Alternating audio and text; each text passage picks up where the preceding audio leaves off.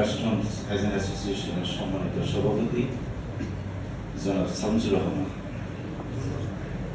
আমাদের মাঝে উপস্থিত আছেন ঢাকা কাস্টমস হাউজিং অ্যাসোসিয়েশনের যিনি মিজান লাবলু বাসার পরিষদ থেকে সভাপতি পদে নির্বাচন করছেন, আমাদের সকলের প্রিয় মানুষ, সততা স্বচ্ছতা উদাহরণ সৃষ্টি করেছেন বিগত 3 বছরে আমাদের সকলের প্রিয় জনাব মিজানুর রহমান।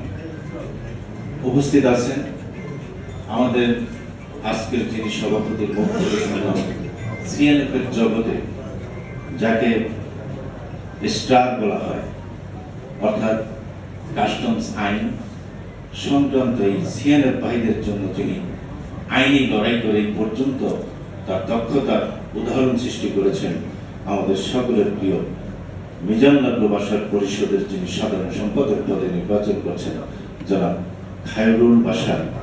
উপস্থিত সাধারণ সম্পাদক আমাদের সকলের প্রিয় সুপরিচিত এবং বেনাপোল কাস্টমস হাউজিং অ্যাসোসিয়েশনের সাধারণ সম্পাদক লতাবাই সহ সিনিয়র অনেক নেতৃবৃন্দ, সবার নাম বলা আসলে কঠিন যেহেতু সংক্ষিপ্ত সময়। আমাদের ফাইন্যান্স আমরা পূর্বে বক্তব্যের মাধ্যমে আপনাদের সামনে এই গত 3 বছরের অত্যন্ত সংক্ষিপ্ত আকারে আমাদের যে অর্জনগুলো সেটা আপনাদের সামনে উপস্থাপন করেছে। আমার কথা অত্যন্ত স্পষ্ট এবং ক্লিয়ার। আমরা এই মিজান লাবলু বাসার পরিষদের নেতৃত্বে আমরা এই 3 বছর কি অর্জন করেছি সেটা আপনাদের সামনে উপস্থাপন করেছি।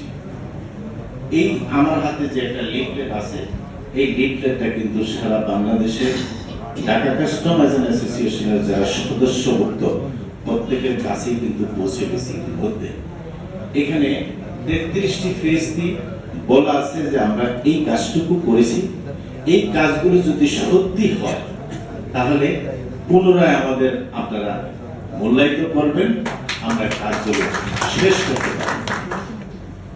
আমি আপনাদের সামনে শুধু একটি কথা বলবো, যেটা হলো নির্বাচন হলো একটা প্রক্রিয়া।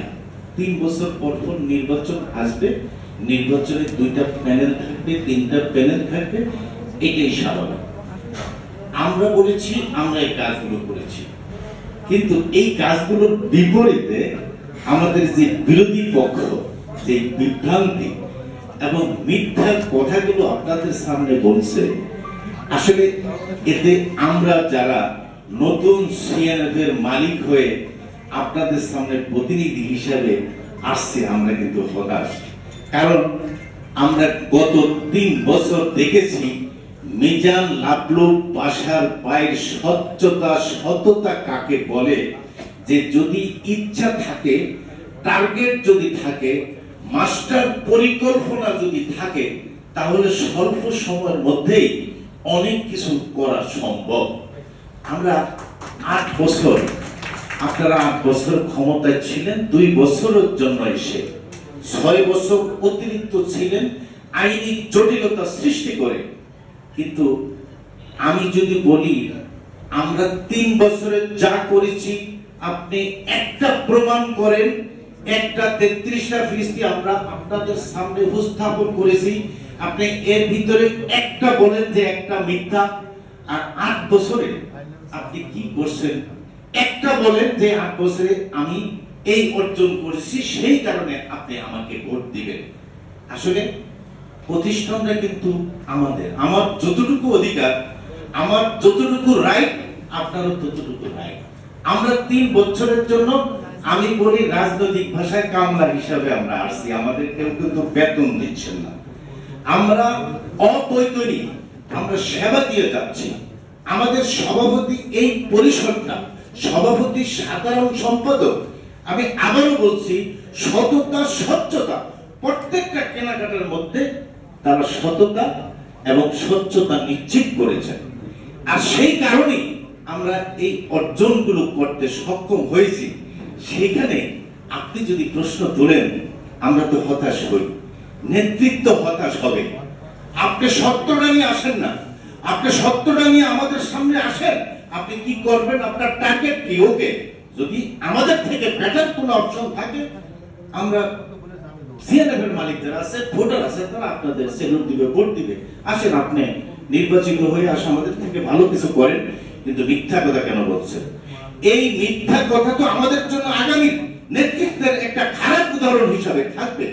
আপনাদের সামনে আপনারা এখানে অনেক সিনিয়র মানুষ, অনেক জানাশোনা মানুষ, আপনাদের এই ভূমিকার কারণেই আজকে ঢাকা কাস্টমস অ্যাসোসিয়েশন কিন্তু একটা অর্থনৈতিক ব্যবসায়িক একটা গুরুত্বপূর্ণ প্রতিষ্ঠানের উদ্যান করছে। এই প্রতিষ্ঠানকে যদি সামনের দিকে আরো এগিয়ে নিতে চাই, তাহলে আপনাদের সত্যটা নিয়েই কিন্তু আগাইতে হবে। আর ওই সত্যটা থাকবে আমাদের আগামী নেতৃত্বের একটি দৃষ্টান্ত। তো যাই হোক, আমি সত্যের জয় চাই।